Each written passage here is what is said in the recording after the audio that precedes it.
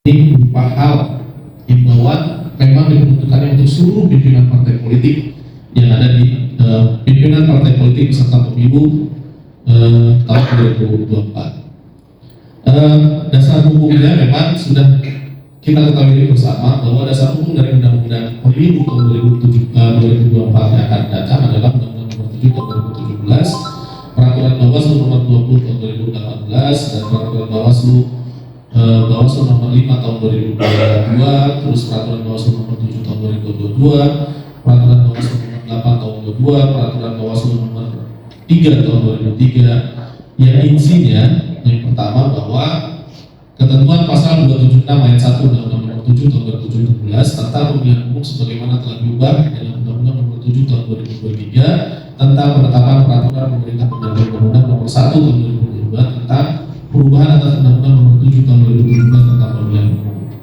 yang mengatur satu yang pertama yaitu kampanye pemilu sebagaimana dimaksud dalam pasal 267 dan pasal 275 ayat 1 huruf A, huruf B, huruf C, huruf D, huruf E, huruf H, dan huruf I dilaksanakan sejak 25 hari setelah ditetapkan sebagai DJT.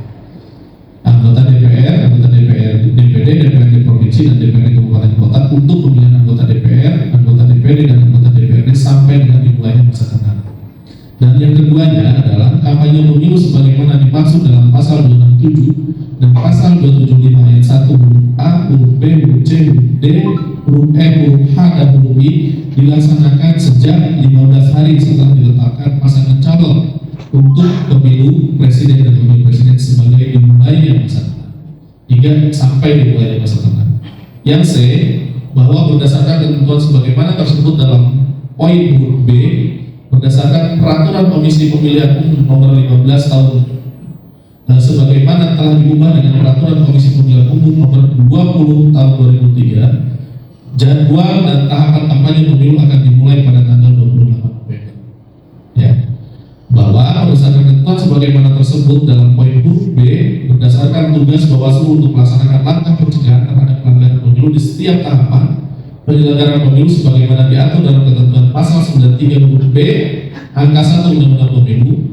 Bersama ini kami mengimbau kepada seluruh pimpinan partai politik peserta pemilu, bakal calon anggota DPR, bakal calon anggota DPRD provinsi dan bakal calon anggota DPRD kabupaten kota untuk satu, ya, melakukan pemasangan alat peraga sosialisasi memperhatikan tempat yang dilarang dalam ketentuan peraturan perundang-undangan. Yang kedua, memperhatikan materi muatan, kalimat dan atau tanda gambar alat peraga sosialisasi dengan tidak memuat unsur ajakan untuk memilih seperti coblos nomor urut. Yang kedua, simbol atau gambar paku, dan atau yang ketiga materi muatan lain yang memuat unsur ajakan untuk memilih. Nah, yang ketiga, memperhatikan jadwal tahapan penetapan daftar calon tetap yaitu tanggal 3 November 2023 sehingga perlu untuk menjadi perhatian agar seluruh calon anggota DPR, DPRD provinsi dan DPRD kabupaten kota untuk tidak melakukan kegiatan berpotensi kampanye sebelum dimulainya masa kampanye. Dan yang keempat, memperhatikan bahwa terhitung mulai tanggal 4 November sampai dengan 27 November 2023 merupakan waktu dilarang kampanye, sehingga peserta pemilu diimbau untuk tidak melakukan kegiatan-kegiatan yang mengandung unsur kampanye dan ajakan untuk memilih sebelum jadwal dan tahapan kampanye dimulai. Dalam bahan kampanye seperti selebaran, brosur, pamflet, poster, stiker, pakaian untuk kepala, alat minum atau makan, kalender, kartu nama, pin, alat tulis, dan atau atribut kampanye lainnya sesuai dengan peraturan perundang-undangan. Yang ketiga, penyebaran alat peraga kampanye seperti reklame, spanduk, dan atau umbul-umbul. Yang keempat, media sosial dan atau yang kelima, aktivitas lain yang berkaitan dengan kegiatan kampanye. 5. Memperhatikan bahwa dalam hal tersebut dugaan pelanggaran pemilu yang berkaitan dengan kegiatan-kegiatan yang mengandung unsur kampanye pemilu dan atau ajakan untuk memilih terhadap kegiatan kampanye sebelum dimulainya masa kampanye sebagaimana dimaksud pada ayat 4 di atas, Bawaslu akan menindaklanjuti dugaan pelanggaran pemilu tersebut sesuai dengan ketentuan peraturan perundang-undangan.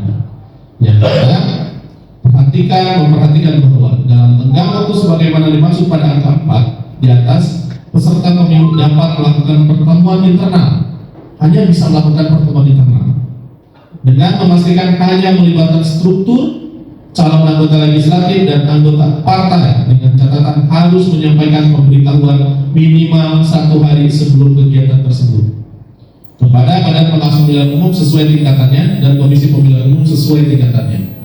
Yang ketujuh, memperhatikan bahwa pemasangan alat peraga kampanye dapat dilakukan pada masa kampanye yaitu rentang waktu tanggal 28 November sampai dengan 10 Februari 2024 atau selama 75 hari. Bapak Ibu semuanya, itu dari surat himbauan yang disampaikan oleh Bawaslu RI kepada kami, Bawaslu Kabupaten Karawang dan pimpinan partai di seluruh sebagai peserta pemilu, sehingga harapannya ke depan apa yang menjadi himbauan ini yang dilakukan oleh Bawaslu itu bisa ditaati secara bersama. Nah, ke depannya mungkin proses penetapan DCT itu akan dilakukan pada hari besok, tanggal 3, dan pengumuman itu akan dilaksanakan pada tanggal 4, persisnya pada hari Sabtu, dan kita akan melakukan penertiban APK dimulai dengan hari Senin. Ya. Siapa aja yang akan kita tertibkan? Semuanya akan kita tertibkan. Tentu nanti kami akan berkoordinasi juga dengan di sini sudah hadir dari pihak Satpol PP, sudah hadir juga dari Kesbangpol, sudah hadir juga dari Dinas Pendidikan. Kenapa kami sengaja mengundang Dinas Pendidikan? Karena mengingat ya orang tua kita, ya Bupati Karawang yang saat ini masih menjabat sampai mungkin hari esok sesuai dengan keputusan Kemendagri yang diadendum yang keduanya surat pemberhentian surat penetapan ini berlaku sampai yang bersangkutan ditetapkan sebagai DCT. Nah,